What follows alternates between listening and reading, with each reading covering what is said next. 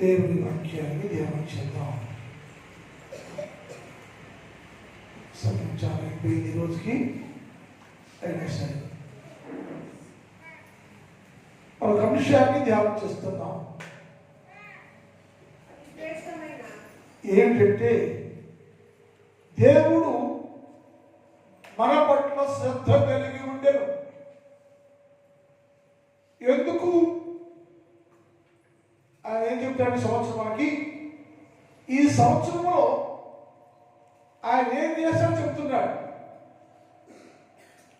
ఈ సంవత్సరంలో నువ్వు ఎలా ఉంటావో చెప్తున్నాడు.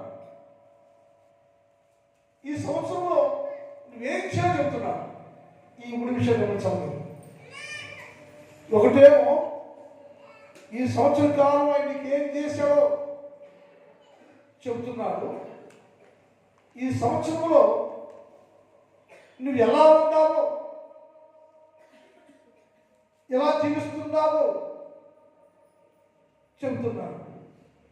ఈ సంవత్సరం గురించి లోపల ఎలా ఉండాలో, ఏం చెయ్యాలో చెబుతున్నాడు. ఈ 3 విషయాలు ఉంటాయి. రాత్రి కాలంలో ఆయన ఏం చేసి చెప్పాడు. నాకు నీ పట్ల శ్రద్ధ కలిగి ఉన్నాను. నేను సంఘం పట్ల శ్రద్ధ. ఏంటేది శ్రద్ధ అంటే ఇది పోషించే శ్రద్ధ కలిగి ఉన్నాను. నేను శారీరకంగా, ఆత్మీయంగా నీ పోషిస్తున్నాను. నేను పోషించే విషయంలో నీ పట్ల శ్రద్ధ ఉంది. నీ భర్తకు లేకపోయినా, నీ భార్యకు లేకపోయినా, కుటుంబ వ్యవస్థలు లేకపోయినా నాకు నీ పట్ల శ్రద్ధ కలిగి ఉన్నా. నేను ఏమి శ్రద్ధ అంటే పోషించే విషయంలో శ్రద్ధ కలిగి ఉండాలని చెప్పాడు. రెండోది, నిన్ను నేను పడిపోకుండా, తొట్టులకోకుండా, ఎక్కడ దూరం అయిపోకుండా, తొట్టులిపోతూ ఉంటే, పడిపోతూ ఉంటే, నిలిచిపోతూ ఉంటే, ఆగిపోతూ ఉంటే, ఎక్కడ ఆగిపోకుండా ఈ చేతులు పట్టుకుని నేను నడిపిస్తూ ఉన్నానని. అది నా శ్రద్ధ. పడిపోతు రాకేంటంట, పాడకు రాకేంటంట, పడిపోతు రాకేంటి, పాడకు రాకేంటి అని దేవుడి దగ్గర మాట్లాడవచ్చు. కానీ దేవుడి సన్నిధిలో ఏముంటుందంటే యేసుక్రీస్తు ప్రభుల వారు మాట్లాడితే మీ పట్ల శ్రద్ధ కలిగి ఉన్నాను. నేను పడిపోకూడదు, నువ్వు ఆగిపోకూడదు, నువ్వు తట్టుకోకూడదు, నాతోనే ప్రయాణం చేయాలి. ఎప్పుడు దాకా అంటే నూతన సంవత్సరంలో నాతో రావాలి. అందుకని నీ పట్ల నేను శ్రద్ధ కలిగి ఉండాలని చెప్పాడు. మన ప్రశ్న వేసుకున్నాం, అయ్యా అంత శ్రద్ధ ఎందుకంటే అన్నాడు, నీవు నా సన్నిధిలో ఒక ప్రత్యేక పాత్రగా వాడబడాలని నీ పట్ల శ్రద్ధ ఉందయ్యా. నువ్వు నా సన్నిధిలో ఒక పాత్ర వాడబడాలి, ఒక పాత్రలో ఉండాలి, పనిముట్టు ఉండాలి, పనిముట్టు వాడుకోవాలి. ఎప్పుడంటే ఇప్పుడు, అప్పుడు కూడా, అంటే ఈరోజు రేపు కూడా నేను నా సన్నిధిలో ఒక పాత్రగా, విలువైన పాత్రగా ఉండాలని నీకు శ్రద్ధ కలిగి ఉండా. నేను నీ విషయం శ్రద్ధ ఉంది నాకు. ఎందుకంటే అంత శ్రద్ధ అంటే నీవు నా చేత విమోచించబడ్డావయ్యో. ఆ వాక్యం వెళ్ళే ముందుగా నీకు కొంచెం మాట్లాడే గురించి సామెతల గ్రంథం 25వ అధ్యాయం 4 చదువుతాం. సామెతలు 25:4 వెళ్ళి చదువు. వెండిలోని మస్తు తీసివేసినట్లయితే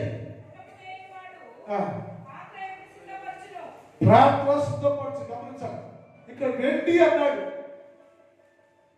వెండి దేని గుర్తు అంటే విమోచన గుర్తు.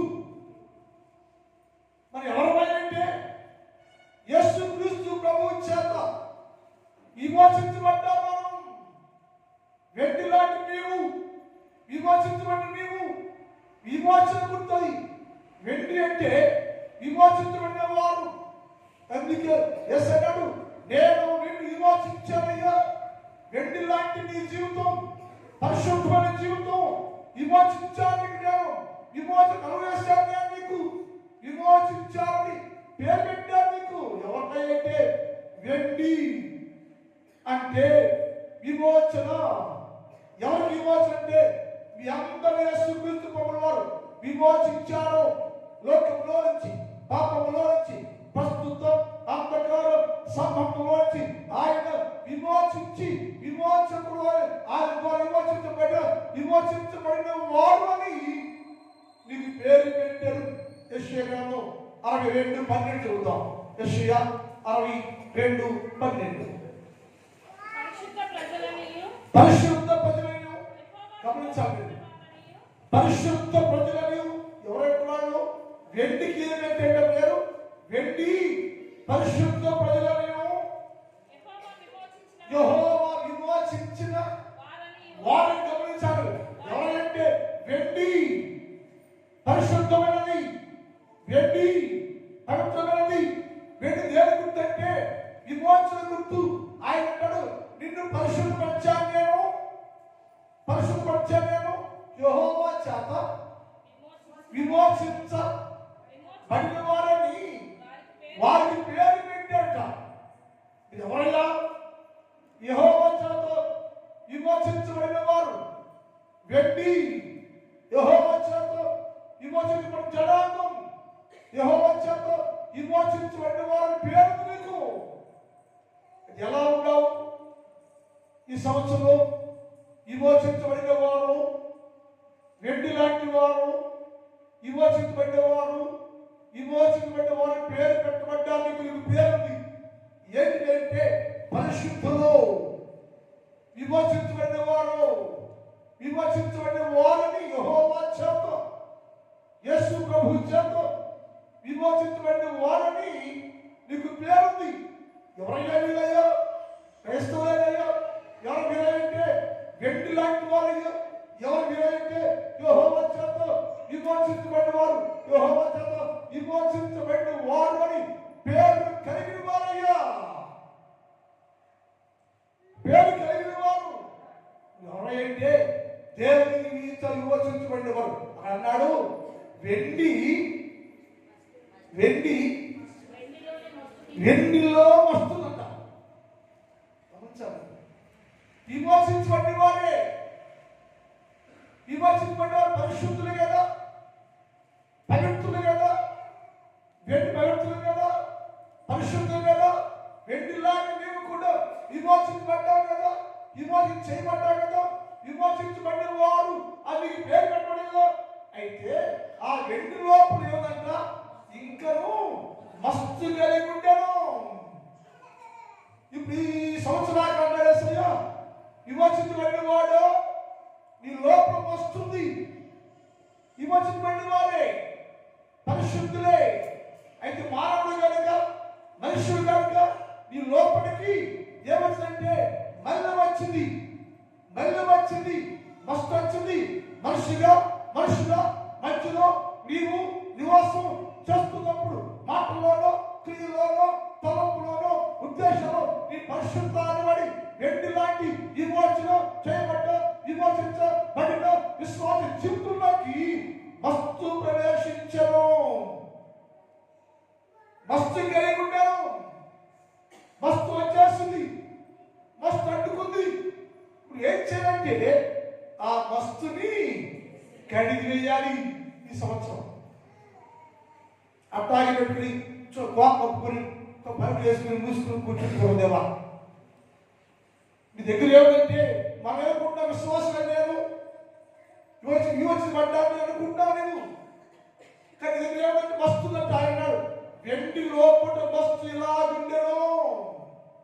ఆ వెండి ఆ మస్తు కడిగేసిన దేవుని సన్నిధిలో వాడబడాలంటే, పాత్రగా ఉండాలంటే, పనిముట్టుగా ఉండాలంటే, దేవుని చేతిలో వాడబడే పాత్రగా నువ్వు ఉండాలంటే, దేవుని చేతిలో గతంలో కంటే ఇప్పుడు వచ్చే సంవత్సరం విలువైన పాత్రగా దేవుని సన్నిధిలో నీవు వాడబడే పాత్రగా ఉండాలంటే నీ లోపల ఉన్న వస్త్రంతో కడిగేయాలి. అప్పుడే దేవుని చేతిలో మహత్తమైన పాత్ర వాడబడతారు. దేవుని చేతిలో శ్రేష్టమైన పాత్ర ఉంటారు. నువ్వు మస్తు పెట్టుకుంటే, మస్తు కలిగి దేవుని సొంతం ఉంటావు, కానీ విమోచించబడిన వారు అంటారు, కానీ దేవుని గురించి వాడబడలేరు. వాడబడ జీవితం లేదు నీకు. వాడబడాలంటే ఒక విలువైన పాత్రగా నీవు వాడబడటానికి నీ లోపల ఉన్న మస్తు అంతా కలిగేయాలి. మస్తు కలిగిందట. యేసు అన్నాడు, విమోచించారు కదా, విమోచన పొందిన వారే కదా, నా ప్రజలే కదా, ఎందుకు అయ్యి ఆగిపోయిందయ్యా, ఎందుకు వస్తుందంటే మస్తు వాళ్ళలోకి ప్రవేశించను. ఈ భూలోకంలో చాలా మంది అలాగే ఉన్నారు. ముందు మాట్లాడే యెషయా గ్రంథం 1వ అధ్యాయం 22 చదువుతాం. యెషయా 1:22. అమ్మా ఏదంట? నీ వెండి మస్తైపోయినట. అది పరిశుద్ధం కదా. అంటే టోటల్గా ప్రపంచంలో ప్రతి పరిశుద్ధుడు అనబడేవారు, విమోచించబడినవారు కోటాను కోట్ల మంది ఏమైపోయారంటే మస్తులోకి మార్చబడిపోయారు. మస్తు వచ్చేసి దాని వెండి మస్తు అయిపోయింది అంటే ఈ లోనికి మస్తు ప్రవేశించింది. వాళ్ళు చూసుకోరు, నేను పరిశుద్ధిగా ఉన్నాను, మస్తు కలిగి ఉన్నాను, మస్తు ప్రవేశించిందో, నేను వెండిని కదా, విమోచించబడిన వాడు కదా, విమోచించబడిన వారు అనే పేరు కలిగి ఉన్నాను కదా, మన లోపల మస్తు ఉందా? మస్తుగా పెట్టుకుని మళ్ళీగా పెట్టుకుని మళ్ళీ సమ జీవితాలు కలిగి ఉండి దేవుడు సదులేమో యేసు పాత్రగా వాడలేము, యేసు రాజ్యంలో ప్రవేశించలేము, కొత్త సంవత్సరంలో కొత్త దిగులు పొందలేము. కొత్త ఆశీర్వాదం రావాలంటే నువ్వేం చేయండి, లోపల ఉన్న మస్తులు గుర్తించాలి. లోపల మస్తు గుర్తించి వెండి మస్తాయేనా, వెండి మస్తైపోయిందో నేను చూస్తున్నాయా, దాని పట్ల శ్రద్ధ కలిగి ఉండాలి. నేను శ్రద్ధ కలిగి ఉండాలి. నేను ఏంటి శ్రద్ధ అంటే ఆహారం ఇచ్చాను, నడిపించాను, అంతేకాదు నేను ఆ మంత్రంలో విలువైన పాత్రను వాడుకోవాలి శ్రద్ధ కలిగి ఉండాలి. నేను చూస్తే విమోచించబడిన వాడు లోపల మస్తుండేను, వెండి మస్తైపోయినా. నీ ద్రాక్షరసం నీళ్ళతో కలిసి చెడిపోయిన నీ అధికారులు ద్రోహులు అంతా చెడిపోయింది. అధికారులు, ద్రాక్షరసము, ఆహారము, జీవితము టోటల్ మొత్తం చెడిపోయింది. ఎలా మస్తైపోయింది. నా దేవుడు అంటున్నాడు, మస్తు కలిగిన మనుషుడు, విమోచించబడిన వాడు, విమోచించబడిన వాడు పేరు కలిగిన వాడు, నీ జీవితం మస్తు కలిగి ఉన్నావు. మస్తు కలిగి ఉన్నావు కాబట్టి పరిశుద్ధులు కోల్పోతున్నారు. దేవుని సన్నిధిలో వాడబడలేవు. దేవుని సన్నిధిలో విలువైన పాత్రగా నీవు దేవుని సన్నిధిలో వాడబడాలంటే ఎక్కడ మస్తు వచ్చిందో, ఎక్కడ మస్తు అందుకుందో గ్రహించుకొని అయ్యో వెండి మస్తు అయిపోయిందో. యేసు అన్నాడు, ఇది వెండి కదా, విమోచించబడింది కదా, పరిశుద్ధులు కదా, ఈ పరిశుద్ధుల్లోనికి మస్తు ఎలా వచ్చింది? మస్తు వెండిలోకి మస్తు ఎలా వచ్చిందయ్యా?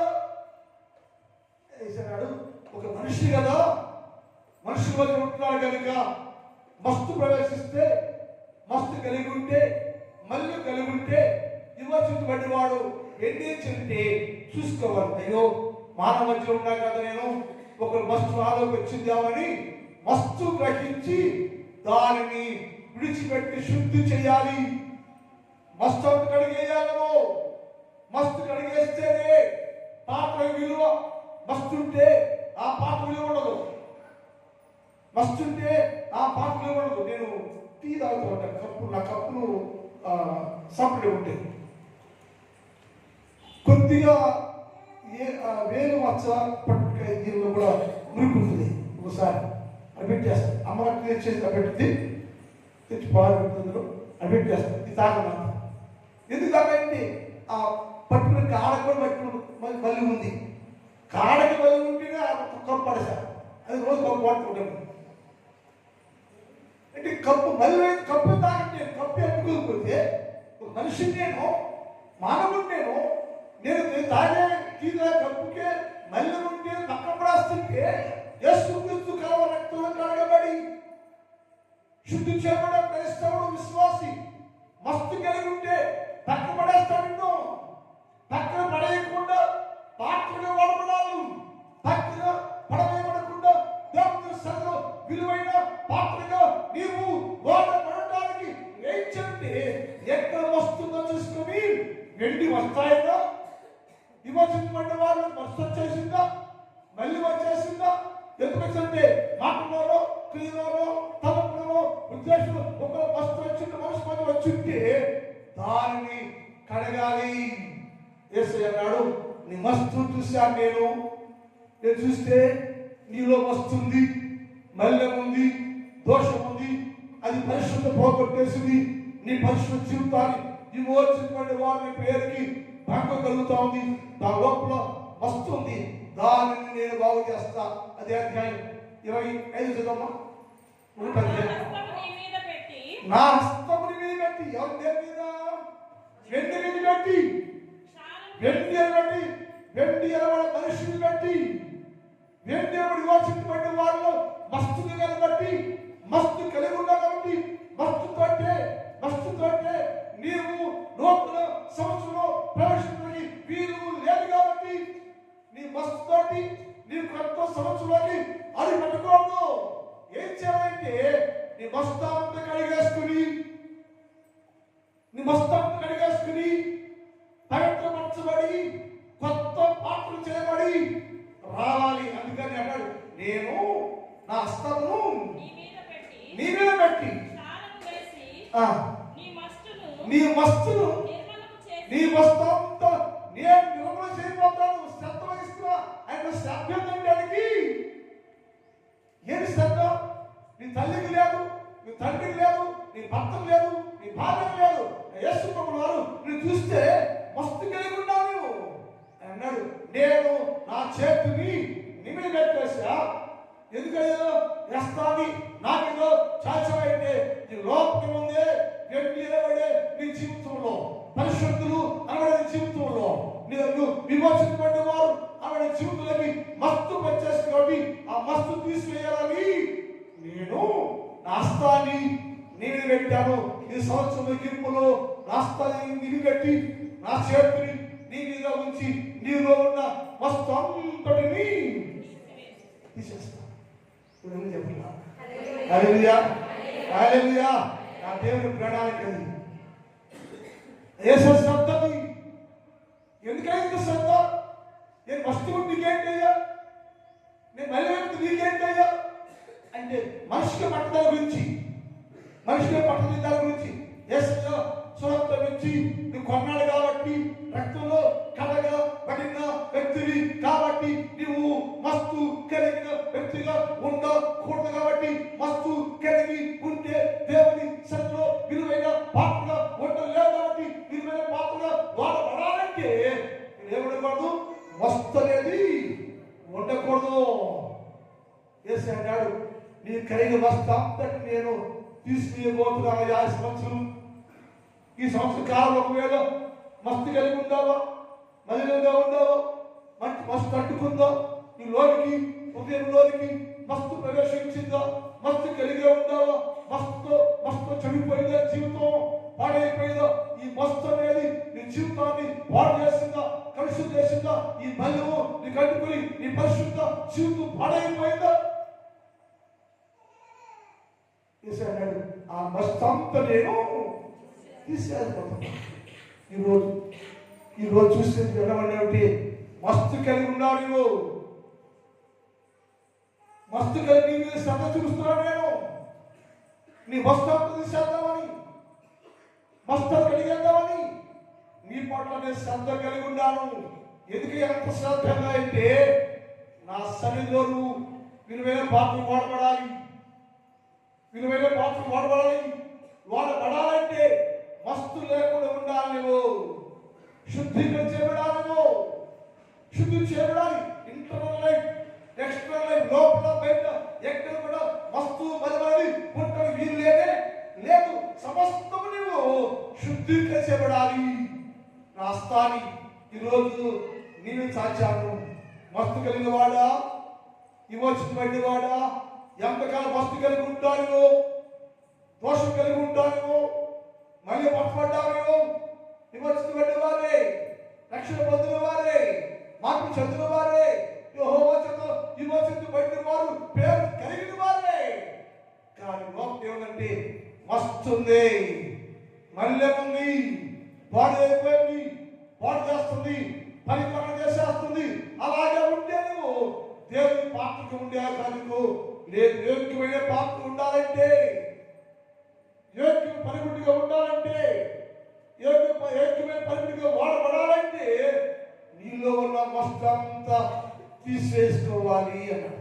ఒక రోజున యెషయా భక్తుడు తన తోటి భక్తులు అందరూ కలిసి చూస్తున్నాడు. యెషయాకు చాలా ప్రవర్తన ఉండాలి. యెషయా చూడుకున్నాడు. ఈ చివరి యెషయాకున్నాడు. రోజు అందరూ ప్రవర్తన కంటే నేను ఏంటి అనుకున్నాను. ఆయన ప్రవర్తన ఈ యెషయా అనుకున్నాం. ఈ ప్రవర్త అనుకుంటుంది. అందరికంటే నేను మంచోడిని అనుకుంది యెషయా. మీరు కాసుని యెషయా ఆయన ప్రవర్తన కదా. అందరికంటే మంచి ప్రవర్తన నేను, దర్శనం నాకు, దేవుడు మెచ్చబడదు నాకు, యేసు ప్రభుకి ఇస్తుగా ఉన్నాను నేను, యెహోవాకి ఇస్తుగా ఉన్నాను నేను అని ఆయన నాతో సమకాలీకులు అందరికంటే అంటే ఆయన ఎవరు చూసుకున్నాడు? ఆయనతోటి మనుషుల్ని చూసుకుంటా ఉన్నాడు. ఆయనతోటి మనుషుల్ని చూసుకుంటూ ఉంటే మనుషులందరిలో కంటే యెషయా శ్రేష్టంగా ఉన్నాడు, భక్తిగా ఉన్నాడు, విలువగా అందరికంటే విలువ భక్తి కలిగి ఉన్నాడు. ఒక రోజున దేవాలయం వెళ్ళాడు. దేవాలయం వెళ్ళి ఈయన యేసు ప్రభు తీసుకున్నాడు, ఆయన తీసుకున్నాడు. దేవుడు చూస్తున్నాడు, ఆయన తీసుకున్నాడు. మనుషులకి ఉందేమో, మనుషులు అందరిలో కంటే గ్రేట్ గా ఉన్నాడు యెషయా. మనుషులు అందరిలో కంటే మంచి భక్తుడిగా ప్రవర్తనగా ఉన్నాడు, అందరినీ బెటరే కదా అనుకున్నాడు. అదే యెషయా దేవుడిలోకి వెళ్ళి మాట్లాడేసి యేసు ప్రభు చూస్తే యేసు ప్రభు చుట్టూ పరిశుద్ధులు ఉండేమో, పరిశుద్ధ సమూహం ఉండేమో, దేవుడి దూతలు ఉండేమో, ఆ స్థలం అంతా మహిమపడి ఉండేను, దగ్గరగా మెరుస్తూ ఉండేను. అదంతా పచ్చని పరిశుద్ధ, మరి ఎంతో భయంకరంగా పరిశుద్ధంగా ఉంటే ఆయన తీసుకుంటే ఆ పరిశుద్ధత ముందు దేవుని పరిశుద్ధ ముందు యెషయా భక్తి చేరిపోయింది. మనుషుల ముందేమో మనుషుల కంటే బాగుంటాడు, దేవుడి ముందేమో తెలియదు. గ్రహించాలి. మనుషుల ముందేమో నేను భక్తుడయ్యా, భక్తుగా పుట్టినానేమో, కానీ దేవుడి ముందు నిలబడితే, దేవుడికి నువ్వు పోల్చుకుంటే దేవుడి ముందు నీ భక్తి, నీ విశ్వాసం, నీ పరిశుద్ధ జీవితం తేలిపోయింది. వెంటనే యెషయా అయ్యా నువ్వేమో శ్రేష్టంగా ఉండవయ్యా, భక్తిగా ఉండవయ్యా, దగ్గర మెరుస్తున్నావయ్యా, వెండి కంటే భయంకరంగా ఉన్నాయి పరిస్థితి, చాలా పరిశుద్ధయ్యా, నీ దేవుడితో పరిశుద్ధులు పరిస్థితి కోటాది దూతలు మాట్లాడుతుంటే గడప కదిలిపోతుందో అని ఆ పరిశుద్ధ జీవితాన్ని యెషయా జీవితాన్ని పోల్చుకుంటే ఆయన మాట్లాడితే చూడండి 6:5 అయ్యో ఏమంటాడు తెలుసా? ఏమన్నాడు? అది చూడగానే రొమ్ము కట్టుకుంటున్నాడు, అది చూడగానే రొమ్ము కట్టుకుంటున్నాడు. ఏమని? అయ్యో నేను అపవిత్రుడయ్యా, నువ్వు పవిత్రుడయ్యా, ఇప్పుడు దాకా నేను పవిత్రుడిని అనుకున్నానయ్యో. మనుషులందరిలో కంటే, మనుషుల కంటే నేను శ్రేష్టంగా ఉన్నాను, నేను పవిత్రుడిని, వాడికంటే గ్రేట్, దానికంటే నేనే గ్రేట్ అనుకున్నానయ్యా. అయితే అయ్యా నీ ముందయ్యో, నీ పరిశుద్ధ ముందయ్యో నేను అపవిత్రుడైపోయినయ్యా. అంటే నాకున్న పరిశుద్ధ జీవితం, పవిత్ర జీవితం అయ్యా మస్తు లాగుందయ్యా, నా జీవితం మస్తు కనబడుతుందయ్యో. నువ్వు మస్తు లేకుండా, నీవు మస్తు లేని మహనీయుడుగా ఉన్నావయ్యో, మస్తే లేకుండా, మల్లెమే లేకుండా,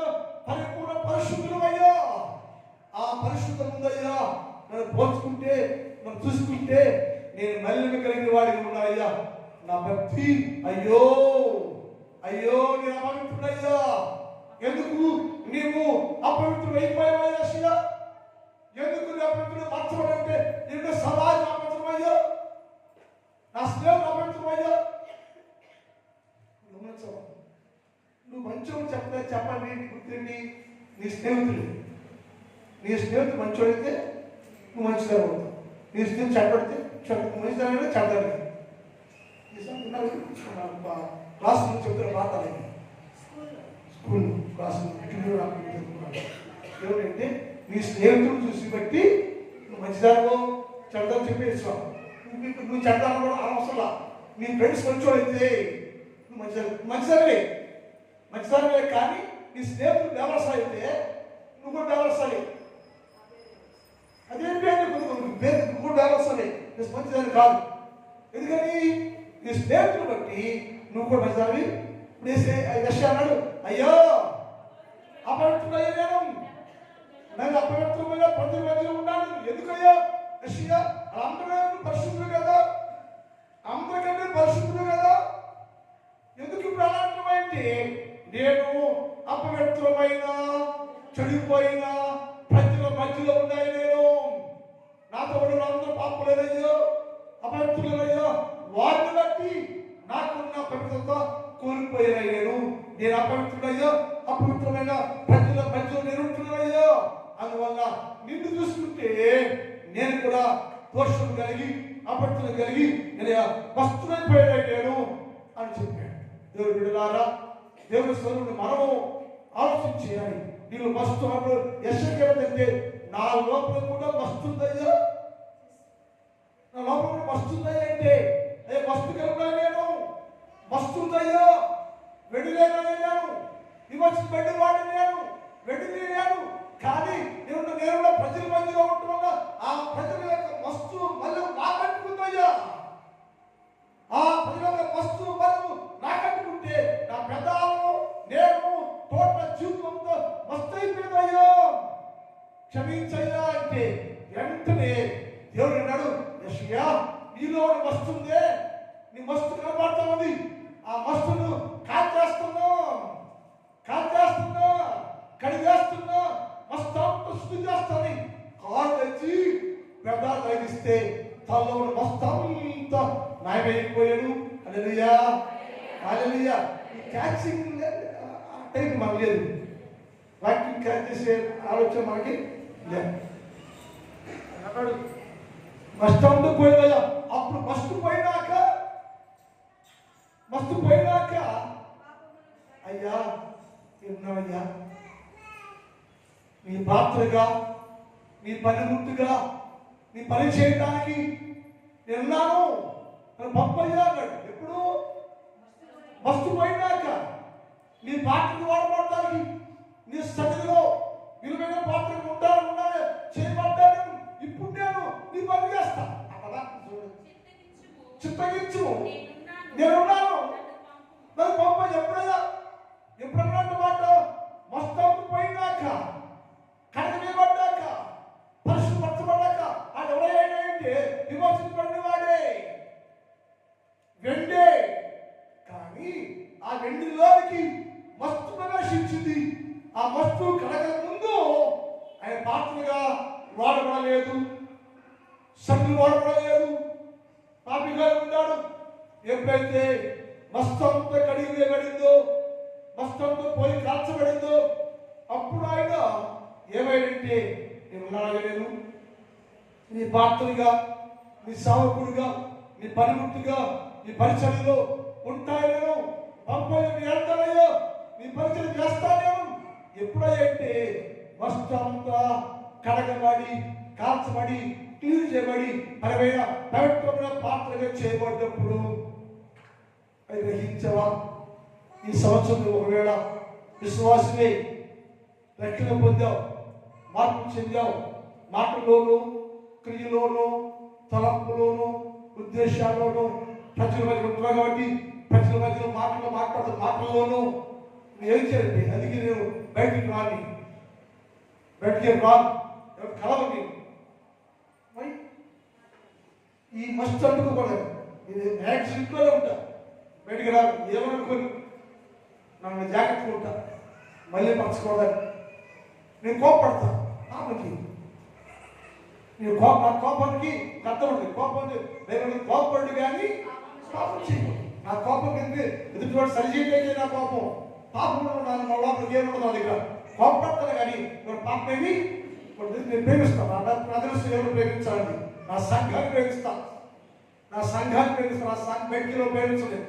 అది అవసరంలా, వాళ్ళకి అవసరం ఏమి లే. నా సంఘంకి వచ్చేవాడిని, నా సంఘస్తులు ప్రేమిస్తాను. తిట్టినా ప్రేమిస్తా, కొట్టినా ప్రేమిస్తా, ఏమవసరం ప్రేమిస్తున్నాను. ఎందుకని అది నాది, నా ప్రజలు, నా వారు కాబట్టి వారి ప్రేమించుకోవడం నాకు ఉంది. కాబట్టి మనం ఏం చేయాలంటే దేవుడి సదులు ఎప్పుడు కూడా జాగ్రత్తగా ఉండాలి. జాగ్రత్తగా ఉండాలి. మనం ప్రత్యేకంగా ఉండాలి. మనం లోనికి ఉండాలి, సపరేట్గా ఉండాలి. ప్రతి జాగ్రత్త కాకూడదు. ఏమయ్యావంటే నీకు ఏమంటుందంట, దోషము మల్లము అంటుకుని నీవు కూడా మళ్ళీ పరచబడ్డావని లేఖనాలు రాయబడి ఉంది. అందుకని యెషయా అంటున్నాడు, నేను మల్లమైపోయినయ్యా, కడగంటే కాల్చితే ఆయన శుద్ధి చేయబడ్డాడు. వెండి మస్తు అయిపోయింది, ఆ మస్తుంటే నువ్వు పరిశుద్ధుడివి కాలేదు. ఆ మస్తు కడగబడాలి.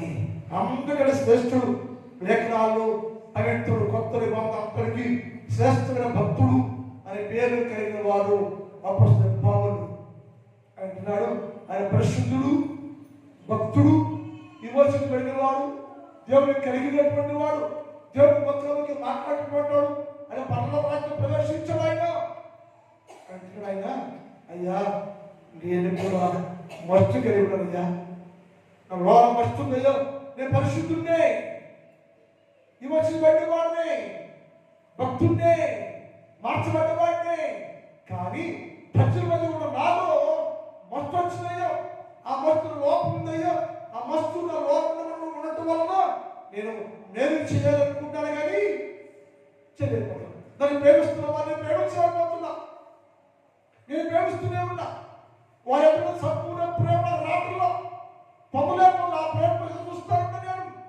కారణం ఏంటి, నేను కూడా లోకంలో ఉన్నానయ్యా అన్నాడు.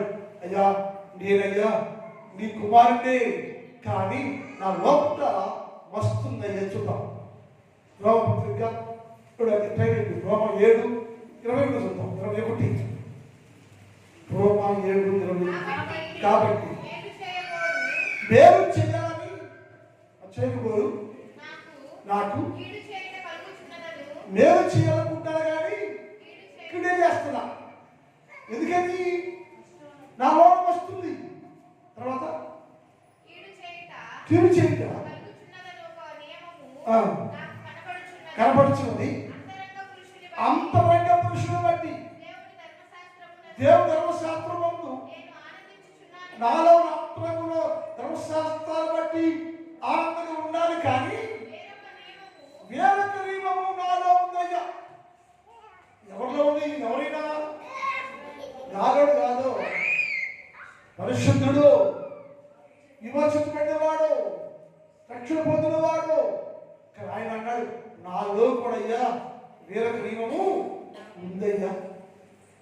ఆ నియమం తీసేయ్యో, బాగు చేయయ్యో, ఆ నియమాన్ని కడిగయ్యో, శుద్ధి చేయయ్యా అంటే తీసుకొచ్చాడు. అయ్యో ఇంటి మరణకు లోకి శరీరాన్ని ఈ నియమాన్ని ఎవరు కాపాడతారో, ఎవరు కాలుస్తారయ్యో, నీ మస్తంతా తీసేస్తారయ్యా అంటే ఏసన్నాడు, నేను నీ మస్తంతా తీసి బయట పార వేసి నిన్ను మునుపటి కంటే శ్రేష్టంగా మార్చుకొని చెప్పాడు.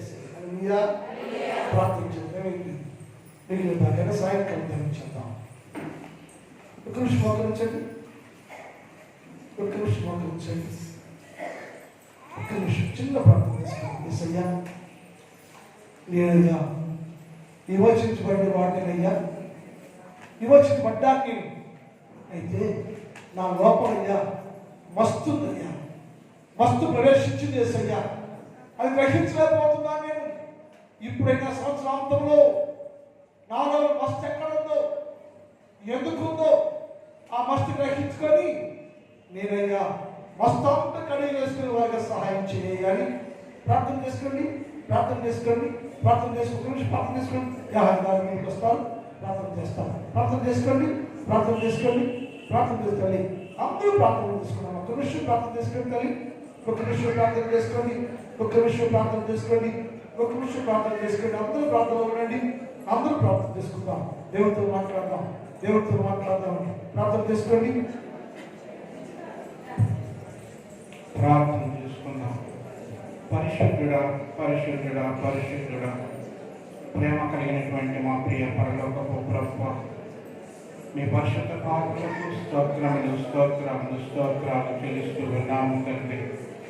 జరిగినటువంటి నా దేవా ఉపవాస ప్రార్థనలో ప్రభువా, 2వ రోజున ఆయన మమ్మల్ని ఆయన మీ సన్నిధికి తీసుకొచ్చినందుకు మీకు స్తోత్రములు ప్రభువా. అయా ప్రభా, ఈ మధ్యాహ్నకాల సమయంలో ప్రభా నీ దాసుని ద్వారా మేము ఆయన అనేకమైనటువంటి గొప్ప మరణములు మేము తెలుసుకుని ఉన్నాము ప్రభువా. నీ వాక్యము తండ్రి శ్రేష్టమైనటువంటిది నాయన. నీ వాక్యము నాయన వెండి వంటిది నాయన. ఈనాడు నాయన వెండి నుంచి ఆయన మీరు మమ్మల్ని విమోచించబడినప్పటికీ తండ్రి, మాలో ఉన్నటువంటి ఆ మలినము తీసివేసినప్పటికీ కూడా ప్రభువా, మీరు మమ్మల్ని విమోచించినప్పటికీ కూడా ప్రభువా మేము గ్రహించలేక ప్రభువా, ఆ నష్టుని ప్రభువా మేము ధరించుకుని ప్రభువా మమ్మల్ని మేము శుద్ధి చేసుకొని లేక ప్రభువా ఉంటూ ఉన్నాము తండ్రి. అయా ప్రభువా, ఇంకా మీ వాక్యం విడుచున్నామే కానీ గ్రహించలేకపోతూ ఉన్నాము తండ్రి. ఏ వాక్యము తండ్రి ఎలా ఉన్నదో, ఏ వాక్యం ద్వారా ఏమి నేర్చుకున్నామో అన్న విషయాన్ని మేము మర్చిపోతూ ఉన్నాము ప్రభువా. గ్రహించలేని స్థితిలో ఉన్నాము ప్రభువా. అయా ప్రభు, మేము ఈ వాక్యమును బట్టి నాయన జీవించలేకపోతూ ఉన్నాము తండ్రి. మీరు నాయన మమ్మల్ని శుద్ధి చేస్తున్నప్పటికి కూడా ప్రభువా, అయా ప్రభు శుద్ధిని తండ్రి మేము పొందుకోలేకపోతూ ఉన్నాము తండ్రి. మీరు నాయన విమోచించినప్పటికీ కూడా ప్రభువా, ఆ విమోచన నుంచి నాయన మేము నాయన మరలా పాపములోని గడబడి ప్రభువా పాపపు జీవితం కలిగి జీవిస్తూ ఉన్నాము తండ్రి. అయా ప్రభా, పాపము పోవాలంటే తండ్రి అయానైనా వారు కాల్చబడాలి ప్రభువా. అయానైనా మమ్మల్ని మేము కాల్చబడినప్పుడు తండ్రి, అయా ప్రభా నాడు నాయన యెషయాను పెదవులు కాల్చబడినప్పుడే తండ్రి అక్కడలో ఉన్నటువంటి మస్టు పోయినది ప్రభువా. ఈనాడు ప్రభా మేము కూడా ప్రభా అలాంటి పరిస్థితుల్లో ఉన్నట్టయితే ప్రభువా, అయా మమ్మల్ని కూడా నాయన మీరు కాల్చమడుతూ ఉన్నాము తండ్రి. మా హృదయాలను శుద్ధి చేయండి తండ్రి, మా పాపములను శుద్ధి చేయండి నాయన. మమ్మల్ని మీరు విమోచించండి తండ్రి. పాపమునకు నాయన దూరంగా ఉండడానికి నాయన కృపణగా చేయండి తండ్రి. పాపమునకు లోబడిపోయి తండ్రి పాపముని ప్రేమిస్తూ ఉన్నాము తండ్రి. ఇంకా ఈ 2025 సంవత్సరంలో వాటిని విడిచిపెట్టకుండా ఉన్నట్లయితే ప్రభువా, అయా ప్రభా ఇంకా మేము నాయన శాపగ్రస్తులని మిగిలిపోతాము ప్రభువా. అయా ప్రభా ఇంకా ఈ సంవత్సరం ప్రభా, అయా ప్రభా మాలో ఉన్న మస్తును ఆయన విడిచిపెట్టేసి ప్రభువా మాకు విమోచన గొప్ప భాగ్యము కలిగించి అడుగుతున్నాము తండ్రి. కూడిన సంఘానికి మీరు ఆశీర్వదించండి ప్రభువా. ప్రతి కుటుంబాన్ని మీరు దర్శించండి తండ్రి. ప్రతి వారితో మాట్లాడుకుంటూ ఉన్నాను ప్రభువా. సాయంకాలంలో జరగబోయేటువంటి ఆరాధన కూడా మీరు ఉండండి ప్రభువా. మీ పరిశుద్ధాత్మ శక్తి చేత నింపండి ప్రభువా. అనేక మంది ఆత్మను ప్రభువు సన్నిధిని తీసుకుని రండి తండ్రి. అనేక మంది విమోచించబడినటువంటి వారిలో ఉండటానికి నేను అనేక మంది తండ్రి పాపములను ఆయన శుద్ధి చేసుకోవటానికి ప్రభువు కృపను దయచేయండి తండ్రి. జన్మంతరానికి సహాయం దయచేయండి. మా సంఘమును మీరు ఆశీర్వదించండి. సంఘంలో ఉన్నటువంటి ప్రతి కుటుంబాన్ని కూడా మీరు దీవించి ఆశీర్వదించమని, కూడి వచ్చినటువంటి ప్రతి ఒక్కొక్కరిని మీరు దీవించమని నా ప్రభువును నా రక్షకుడైనటువంటి యేసయ్య నామములో అడిగి వేడుకొని ప్రార్థన చేస్తూ ఉన్నాము తండ్రి. ఆమేన్.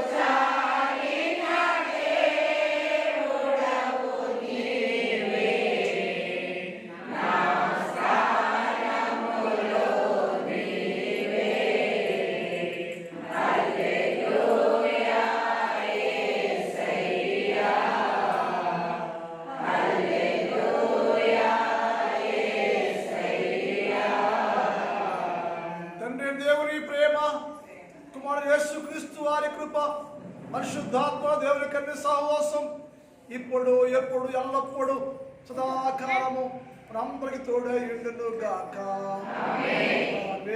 హల్లెలూయా. హల్లెలూయా. వెళ్ళండి.